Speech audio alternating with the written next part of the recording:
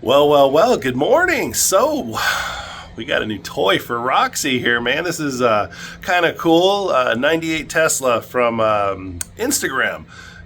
Kind of got me hooked on this. He's the one that helped me put the underglows on and then fix the underglows. He's kind of doing a lot of interior LED lighting. I'm not really that big on it, but I saw this. I had to have it. Let's check it out.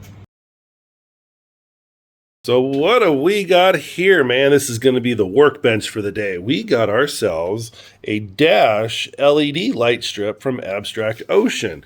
And if you're not familiar with that, you know the new Tesla, there's a light strip that goes the whole way.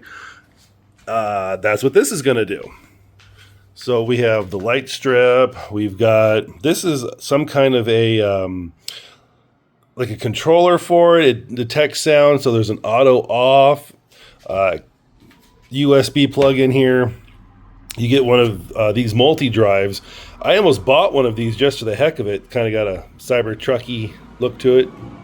So you'll plug this under the dash. You'll plug the control wire into this into the glove box, and then you still have an extra port for your Sentry mode, and then something with a USB-C if you want. This is the actual power supply that's going to power the lights. And it's an incredibly thin wire because it's got to go through part of the dash on this side. And I will show you what that looks like as we get going.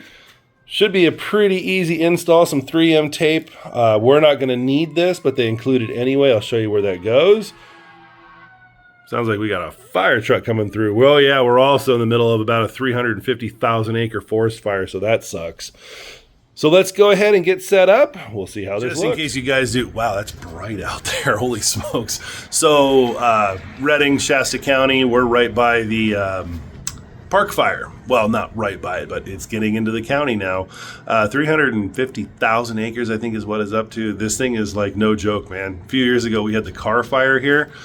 This Park Fire has done more in 36 hours than the Carr Fire spread in 15 days. Now, the good thing is this one's way out in the underlying area, so it's mostly just forest. It's not homes or anything yet. I think they have like zero containment on it right now. So if we start hearing bombers and sirens and stuff, first responders, air attack helicopters, fire trucks, that's what it is. So just want to give you guys kind of a heads up on what's going on. It absolutely reeks of smoke out here. So this is going to be a really quick install. Let's get going. I was going to try to use the tripod for this, but it is so gross outside. It's just bright and it's like diffusing of the light. So what we'll do is we're going to start on this end. So you'll take the flat end without, the wire coming off of it, and you need the white end out. This is your actual light strip right here. So if you get your finger under here, you can feel kind of like it's like a slant cut like this. That is going to be the defroster for your window. So you can feel right where it is right here. So then what you'll do, you'll come down here to the included spooge tool. You can get this underneath, and there's a lip that you can feed this under. So it's going to come up on the top like this, and that's how you run it through the entire strip. There's a lot better videos that are going to show you that I am, because they have a production team and I don't, and boy, you really can't see in there. So let me see if I can get some light on it. So that's the lip right there that you're going to put your tool in. Kind of pull down just a fuzz, and then there's the cut right there that acts as the window defrost. So that's what you're going to just slightly pull down. Let me get my little tool right there, and I will give you guys a little glimpse on how that looks. I wish I had another hand. I've got to hold the flashlight with one, and then I will show you here in a second. Okay, so you're going to slightly lift up the dash and then cram that little spooge tool into their plastic pry, whatever you want to call it, and then start feeding the lights in there. So God, I wish I had better equipment. I could show you a little easier, but it's pretty self-explanatory. Let me see if I can just kind of show you without any light in here. So what you'll do with it like this, and then just kind of push in as you go, some people have been able to just start it and go. Others have had to use that spooge tool and drag it, you know, the whole way across. So let's see what your boy here can do. Hang on. Okay, so there we go. That white light, or that white strip right there, those are the LEDs. And you can see it just kind of falls on its face right here. So it's just kind of a, use your thumb, use your, you know, your left thumb to push it in, while you use your right hand to kind of guide that down there. And that all went in about 4 seconds. So this actually is going to be extremely simple to do. All right, well, it's in. Just got to lift up that little flap under there and push it all in.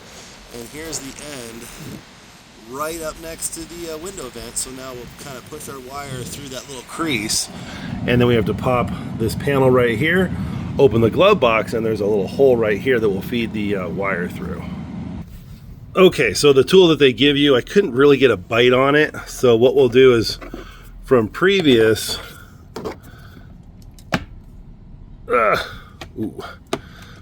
purchases, you get little spooge tools here. I believe this one came with the sexy knob. So you just kind of gotta, ooh, it's really in there. Okay, two hands. Actually really easy. It's just little plastic clips, which pretty much is how Teslas are built. But you really want to use 2 hands. Start right in here and then gently pull it apart, and then it comes right off. So let's get the glove box open, and then I believe it's this hole right here is where it's going to go. You're going to go, wire's going to come through here, tucked down in between the pillar here, and then right through that little hole. And then it comes out on the lumpy side right here, and then boop, there you go. So from here we'll install our multi-USB port, the power, and I'm not really sure what the name of this is. Why? Because I didn't look through the directions. A partition induction switch. Basically it turns it on and off when you leave the vehicle. So let me move all this crap out of the way. It's literally that simple. I mean, obviously, plug it into here. The partition switch is, it's on a Y, so this is coming off the partition switch. Plug it into the power. The power Y's down into that, plugs it into your new Cybertruck multi-USB display, and theoretically this should, hey, and we have lights. There we go. And you can do all kinds of programming with an app through this. That's actually pretty bright in the daytime. So you get a cool little ambiance light. So we'll just use its light to make sure that we're pushed all the way up under the dash. And from the cell phone here, it certainly looks like it. Nice. So let's figure out the app, and we'll change up some colors. If you've been watching the rest of my videos, you know I've been having one hell of a lot of problems with Sentry mode. It reads, but you get that stupid ass alert up here. Plug it in and take it out. There is a huge software issue right now between communicating with the data ports down here and the disk and the Sentry mode up here. I've gone through.